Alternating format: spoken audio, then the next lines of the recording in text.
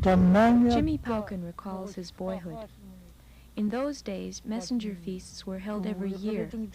When the day on which the feast was to be held drew near, the host village would send 2 messengers to deliver a list of requested gifts to the invited village. First, the messengers went to the heads of the kazagek, or men's house.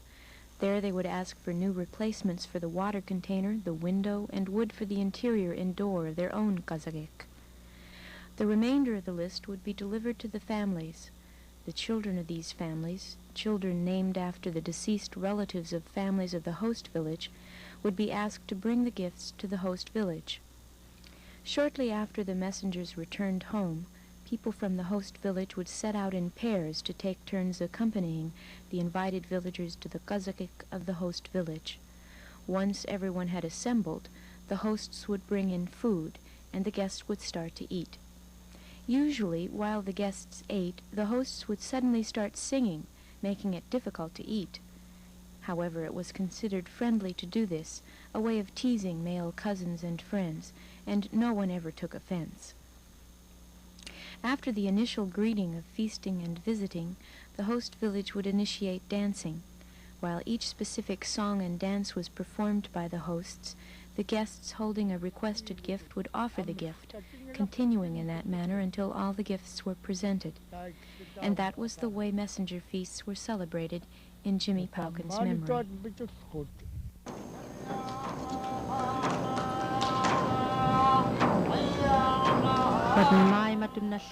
Today, the annual ceremonial celebrations of the Messenger Feast Festival no longer exist in their traditional form. However, some of the Yukon River villages still invite each other every year to give gifts, share food, and renew bonds. Such an event is shared by the people of St. Mary's and Pilot Station. Many guests come to the host village. It is a merry time for everyone. In the first event of the 2-day festival, the children to be honored are presented. The families of these children and other host villagers also present gifts to their invited guests. Here I present to you Nazgauk, the deceased grandmother this child was named after. It has been her earnest wish to attend and see the dances of this potlatch. Her curiosity will be fulfilled.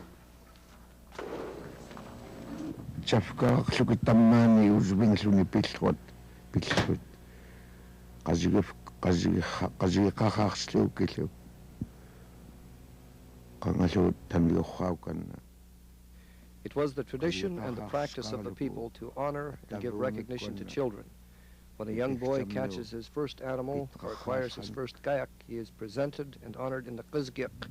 It was a big occasion when the child was brought into the kuzgiak and his honor was shared by the people and his curiosity was fulfilled.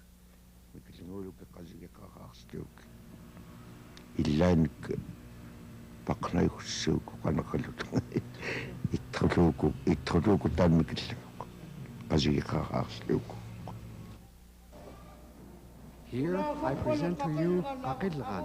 She has been wishing to join the dancing of the potlatch since last year. The honor comes from her family who want to honor her presence at this potlatch.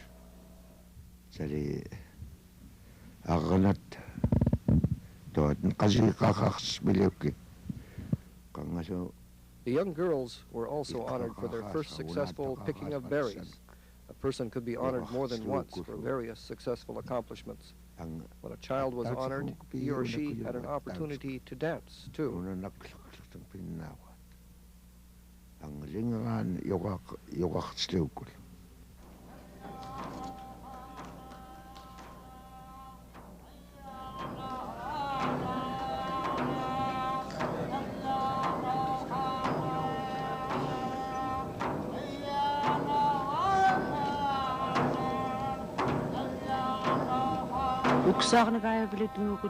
The preparation for the potlatch began in the fall. The new songs have been written by 3 men, Jimmy Pauken, Billy Beams, and Andy Kinsey, and rehearsed by the people in the village. On the first night of the potlatch, all the new dances are performed for the guests, and occasionally an old song is added.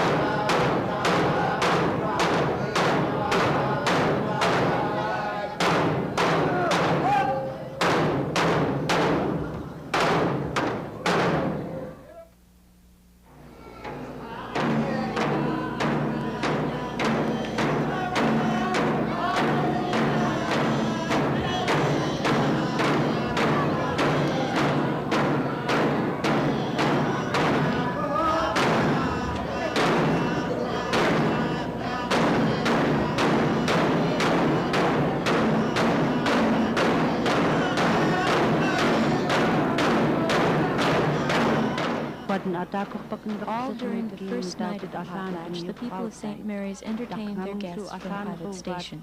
When the evening fun is over, the hosts and their guests go home, anticipating another day of excitement.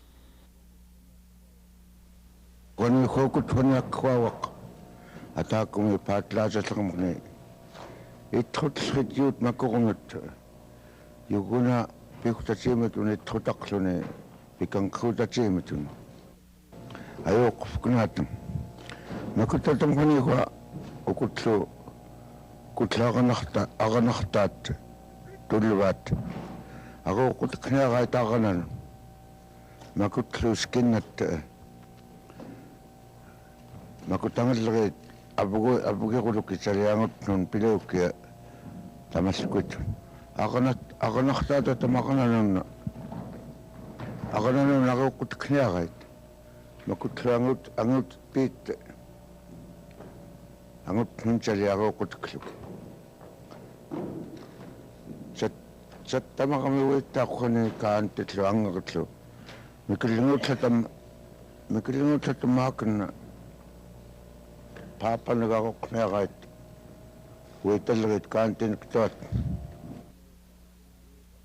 Asanot at itkon iuta kuminaktut. The next morning, all the gifts are sorted, many different kinds of gifts from the people of St. Mary's. Each family and individual gives as much as possible. There are gifts for men, women, and children. The guests are seated according to sex and age. There are candy, gum, and articles of clothing for the children. There is pieced fabric given to women, and tools and gears for men, as well as many other items. The elderly men and women receive the most prized items. Ayo kahit ni ko pichak kulo ke peo kulo ke makutakun ako na peakam kutki tegaulo kita pekutatchat cucuk sang tegaut kakak ta hoten peakam patlacha kamun hoten ayo kucek kahit hoten Nachtatjeghamgsten, bekam Kautatjeghamgsten, tijd lacht het.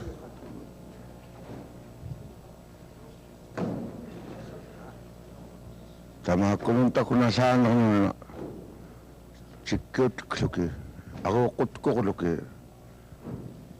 Ako nakataumay ta, mikilinoktaumay ta, angot tot.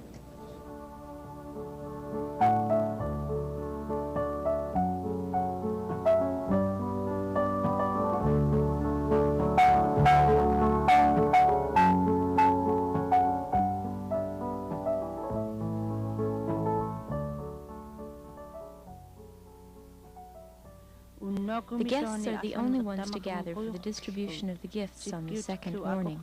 In the afternoon, the men assemble again for the distribution of the food.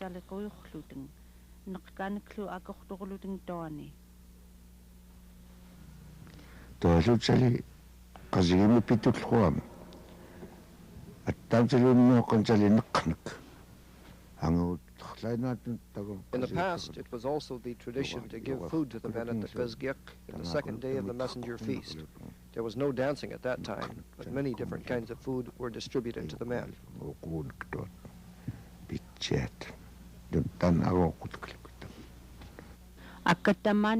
Many years ago, the kinds of gifts were different.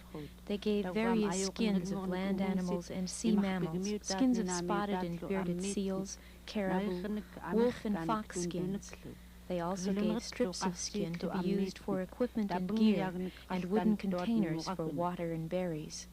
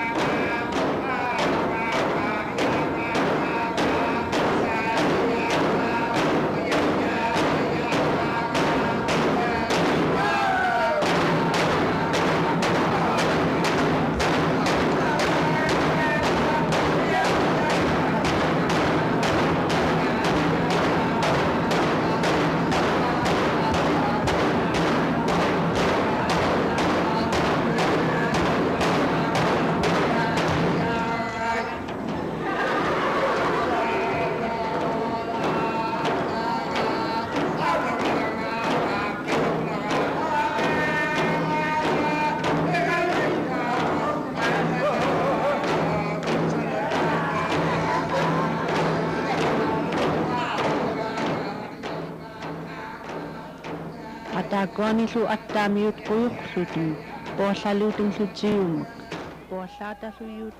The evening of the second day, everybody gathers again for dancing and entertainment. The opening song is the invitational dance called Pocha. Then the guests request a song they enjoyed the most from the night before. The host dances a few songs the guests request. Then the guests dance for their hosts for the rest of the evening.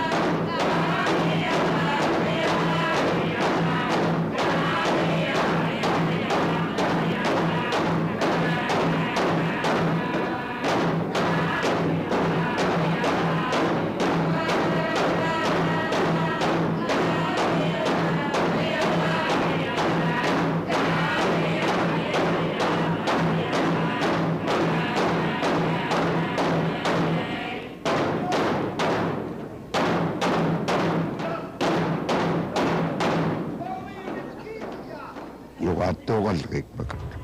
Magkuklagat at niyawagakam. Saknak taksoklat niyawakaslik.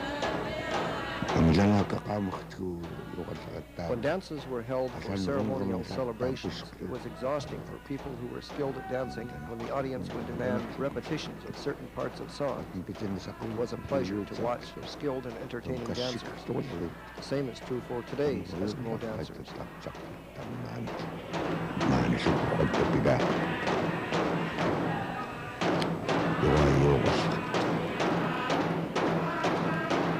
Mai matungalini kuih pagmuitpatan uksumi kuligutlakhdut. These days, villages on the Yukon River invite each other to celebrate during winter months. But although the traditional festive activities have changed somewhat from what they used to be, the meaning behind it all, the spirit of friendliness, the renewal of bonds, remains as strong as ever.